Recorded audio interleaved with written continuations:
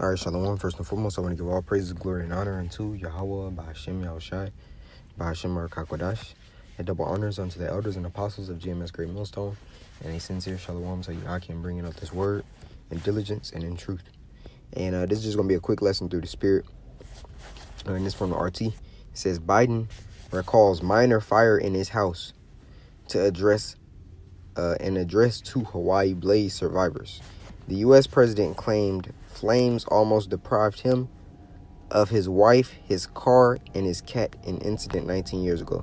It says U.S. president. Now, I listened to the video or watched him do his speech. And it was disrespectful, man.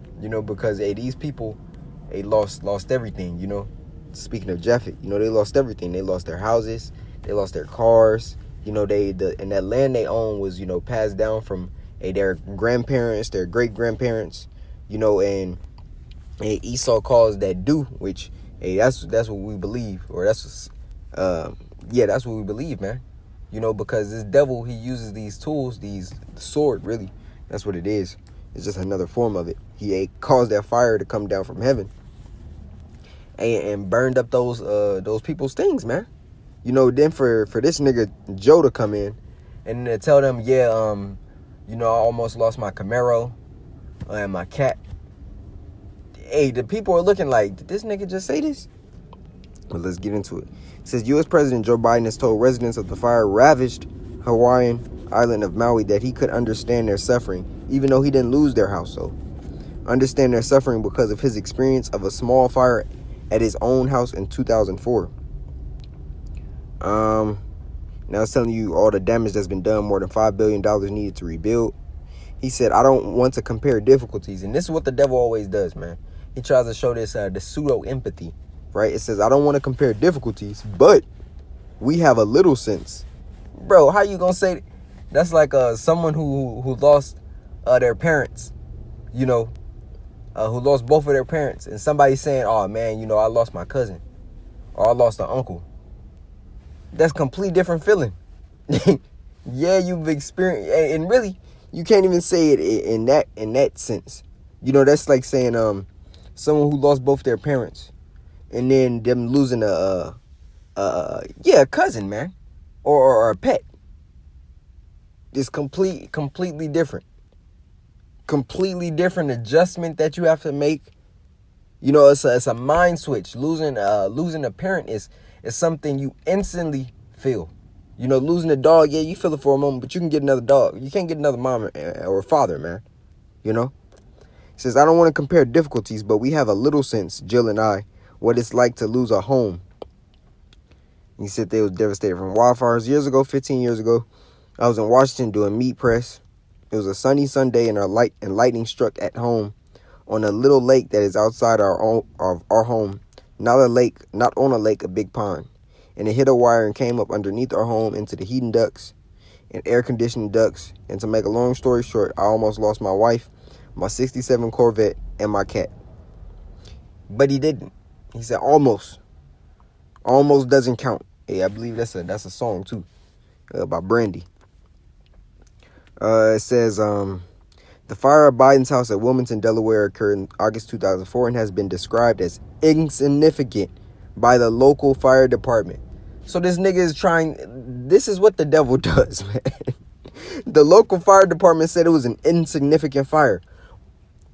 Small fire that was contained to the kitchen had been taken under control by emergency services in the space of 20 minutes.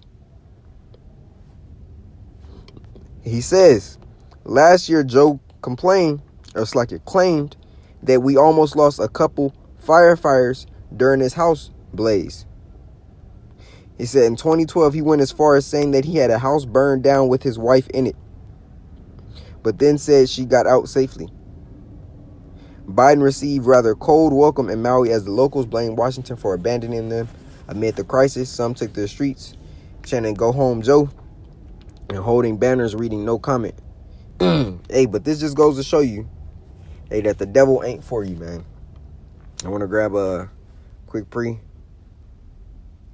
Hey, because the devil uses your tragedies against you, man. in order to make cases. This Psalms 30, so it's like it's Psalm 73. And I'll start here at 3. It says, "For I was envious at the foolish when I saw the prosperity of the wicked. For there are no bands in their death, but their strength is firm. They are not in trouble as other men." Hey, he didn't go through an inkling of what these people have experienced and still have to deal with today, man. And as you see, it's also videos out there showing, and you have a lot of 1% of celebrities who own estates and houses out there and in Maui, and none of their shit burned down, by the way. None of it. So you know Esau was orchestrating this. It says, "They are not plagued, they are not in trouble as other men, neither are they plagued like other men." And when you read it in NLT, it says, "They don't have troubles like other people. They're not plagued with problems like everyone else. Therefore pride compasseth them about as chain, violence covered them as a garment." Because we understand Esau is still covetous. So those people on Maui didn't want to sell their land. So he said, "Hey, I'm going to take it. I'm going to burn y'all shit and I'm going to take it." This is what this devil has been doing. He enlargeth his desire as hell. He's never satisfied, man.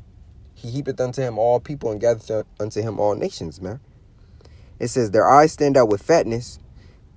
They have more than their heart could wish. They are corrupt and speak wickedly concerning oppression." And that's the point. It says, "They scoff and speak only evil. In their pride they seek to crush others. They boast against the very heavens, and their words strut throughout the earth." Hey, so this is Esau's MO, man. You know, speak corrupt, or they are corrupt and speak wickedly concerning oppression. Hey, there's nothing this dude could have said in order to help the minds of the people in Hawaii, man. He tried to fabricate, a kitchen fire to say, oh, he lost everything. And then goes on to say, well, I almost lost it. This is what a niggard does, man. Hey, because niggard goes into what? One who's selfish, one who's stingy. And that's E.